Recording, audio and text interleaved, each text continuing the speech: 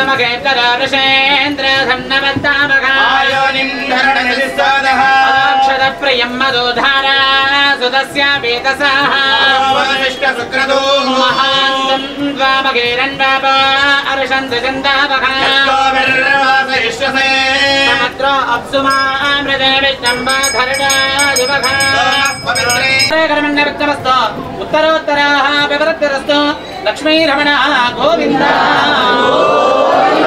यज्ञेश्वर वरद गोविन्द वेदगण्डलवाड वेङ्कटरमण गोविन्द भक्तवत्सलवास गोविन्द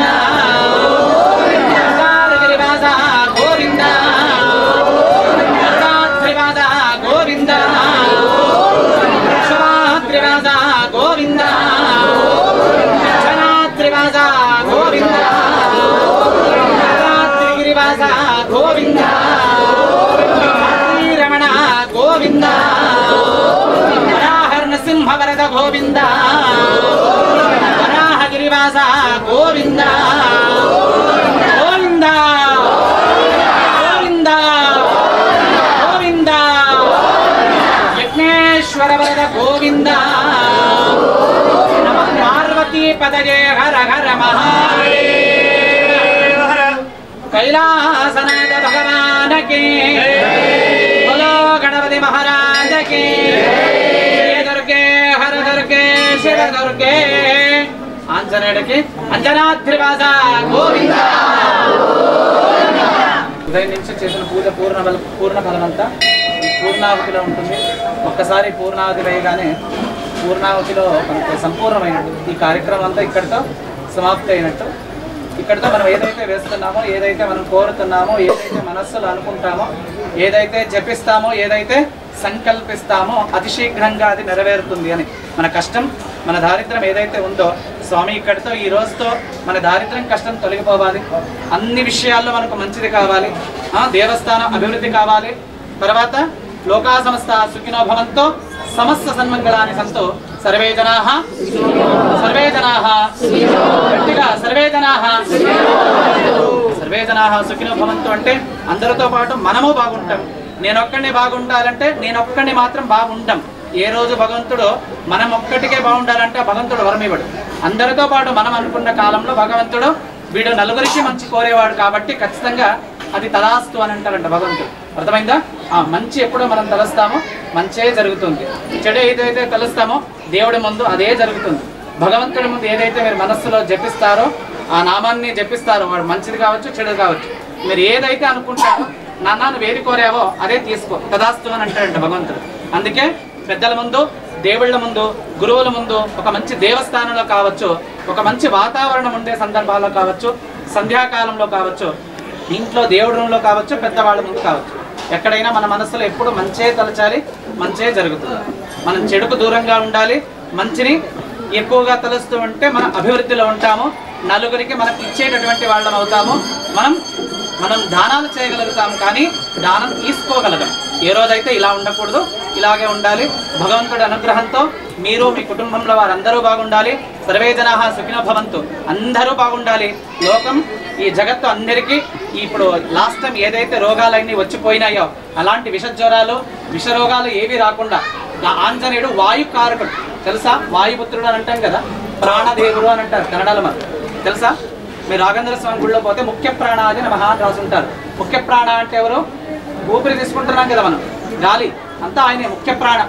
ఆయన లేకపోతే మనకు క్షణం లేదు. ఆంజనేయుని ఎంత తక్కువగా అంచనా వేస్తే మనం అంత క్షీణించినట్టే. ఎందుకంటే దేవతలంతా ఆశీర్వాదం ఆంజనేయుడికి ఉంది, దేవతలంతా ఆశీర్వాదం గణపతికి ఉంది. అర్థమైందా? అన్ని దేవతల శక్తి వాళ్ళిద్దరికి ఉంటుంది. ఎక్కడ వాళ్ళిద్దరు గుడి కట్టినా, ఎక్కడ వాళ్ళని జపం చేసినా ఎవరికైతే ఉందో అని అంటే అది ఆంజనేయుడికి. మీరు ఏమి ఇచ్చినా ఏం చేసినా ఆంజనేయుడు తృప్తి చెందడు. ఒక్క రామనామం జపం చేస్తే ఆయన ఎంత తృప్తి చెందుతాడు. ఆయనకున్నంత శక్తి, ఆయనకి డబల్ కావాలి శక్తి అని అంటే మీ దగ్గర రామనామం జపం చేయొచ్చు. ఓం శ్రీరామాయ నమః. అర్థమైందా? శ్రీరామచంద్ర పరబ్రహ్మణే నమః అంటే ఇంకా మంచిది. రాముడిని ఎంత తెలుస్తారు, ఆయన తక్కువ అంచనా వేయకుండా. రాముడు ఎంత విశేషమైన వారు, శాంత రూపుడు. ఆయన శ్రీరాముడిని పట్టాభిషేకంలో మామూలుగా అయితే ఇంట్లో వ్రతం పట్టాభిషేకం ఫోటో పెట్టుకుని ఒక్కసారి మనం 11 శనివారాలు కానీ 11 బుధవారాలు కానీ తులసితో రాముల వారికి అర్చన చేస్తే ఉద్యోగ వాణిజ్య వ్యాపారంలో ఎంత అభివృద్ధి చెందుతుందంటే తెలుసా? అది ఎవరు మనం చేయరు. గోధుమ రవ్వతో ప్రసాదం చేసి బుధవారం శనివారం రోజు రాముల వారికి అష్టోత్తర సమేత పూజ, ఫస్ట్ వారం లాస్ట్ వారం కాయ కొట్టుకొని మధ్యలో వారం అంతా గోధుమ రవ్వతో ప్రసాదం, తులసి అర్చన ఇలా చేసుకుంటూ పోతే 11 వారాలు చేసుకున్నంత ఫలం. మీరు ఎంత నిష్టగా చేస్తే 11 వారాలు మీకు ఖర్చే లేదు దాంట్లో. అసలు మీరు శ్రద్ధగా ఒక 45 నిమిషాలు 4 కాదనికి రాముల వారి అర్చన చేసుకొని పూజ చేసుకుంటే బుధ శనివారాల్లో రాముల వారికి లేదా 7 శనివారాల వెంకటేశ్వర స్వామి వారికి ఎంత చేసుకుంటే, ఇవన్నీ కష్టంతో కూడుకున్న పనులు. అంటే మనం సమయం పెట్టి చేయగలగాలి. అతి శీఘ్రంగా వరం రావాలంటే హోమంతో కూడుకున్న పని, అది ఖర్చుతో కూడుకున్నది కాబట్టి అది అందరికీ కష్టం ఉంటుంది. మీరు కష్టంతో మీరు చేసుకుంటారంటే ఇట్లాంటి వ్రతాలు ఇట్లాంటి చాలా ఉన్నాయి. కానీ మనకు ఓపికలు లేవు కదా. ఒక వారం 2 వారం చేసే వాటికి మీకు ఏవేవో అడ్డడ్డాలు వస్తాయని చెప్తారు. కానీ మంచిగా మనస్సు పెట్టి స్టార్ట్ చేస్తే ఏ దానికి ఆటంకం అనేది రాదు. గోవింద వెంకటేశ్వర వరద గోవింద. ప్రదక్షిణ చేసేస్తాం.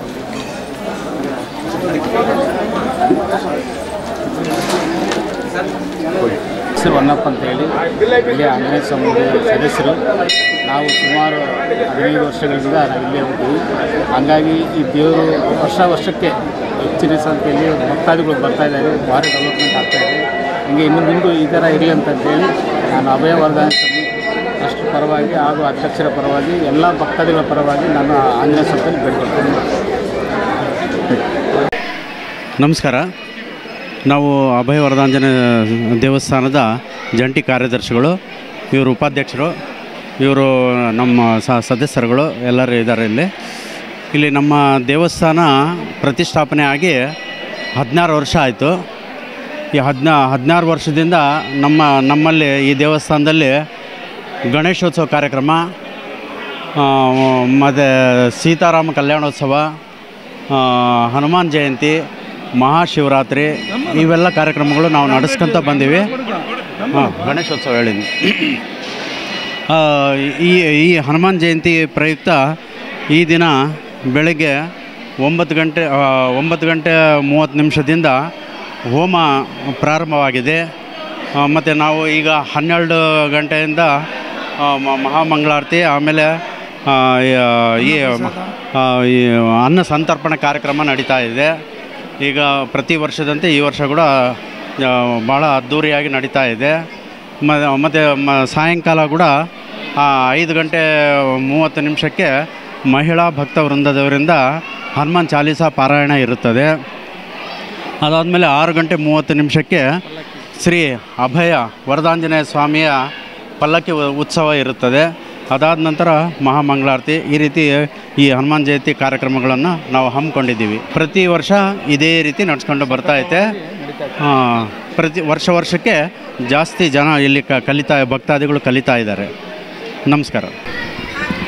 గత 16 సంవత్సరాలుగా చాలా వైభవంగా జరిగింది. గత సంవత్సరము కుంభాభిషేకం 10,000 జనానికి అన్నదానం కూడా జరిగింది ఈ గుళ్ళో. అంతా భక్తులు చాలామంది, ఈ సత్యనారాయణ కానీ నా సెక్రటరీ కానీ అందరూ మంచి సహకారంతో మేమంతా ఒక గ్రూప్ అయ్యి బాగా అద్భుతంగా చేస్తున్నాము. ఇది ప్రతి సంవత్సరము, పోయిన నెల శ్రీరామనవమి కూడా ఒక 5,000 జనానికి అన్నదానం జరిగింది ఇక్కడ. శ్రీరామనవమి, సీతారామ కళ్యాణము వైభవంగా జరిగింది. తర్వాత నిత్య పూజలు ఉంటాయి. గణేశోత్సవాలు, శివరాత్రి మహోత్సవాలు అన్నీ వైభవంగా జరుగుతున్నాయి. కార్తీక మాసం ఆకోశ దీపోత్సవము. ఇక్కడ తిరుపతి వాళ్ళ ఇదే ఇంటర్నేషనల్ ఇది కూడా ఈ గుడి నమోదైంది.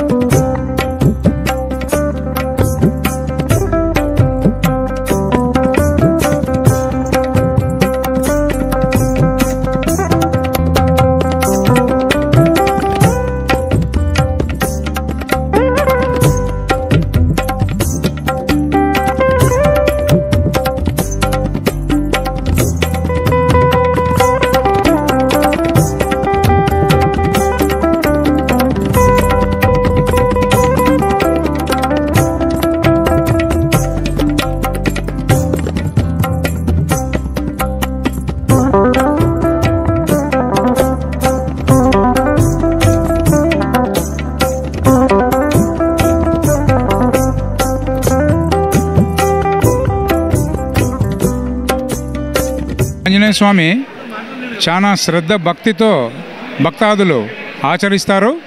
ప్రతి కార్తీక మాసంలో కార్తీక దీపం నడుస్తుంది. ఆ మాసమంతా కార్తీక దీపము పూజలు జరుగుతాయి రెగ్యులర్గా. మనకి ఇక్కడ శ్రీరాముల నవమికి దాదాపుగా 5 నుంచి 6,000 మంది భోజనాలు నడుస్తాయి ఇక్కడ. ప్రతి వినాయక చవితిని ప్రతి పండగకి ఇక్కడ ఏదో కార్యక్రమంతో జనాల్ని ఆకర్షించి చేస్తున్నాము. జనాలు కూడా మనస్ఫూర్తి భక్తితో కానుకలు ఇస్తూ వాళ్ళు పార్టిసిపేషన్ చేస్తుంటారు.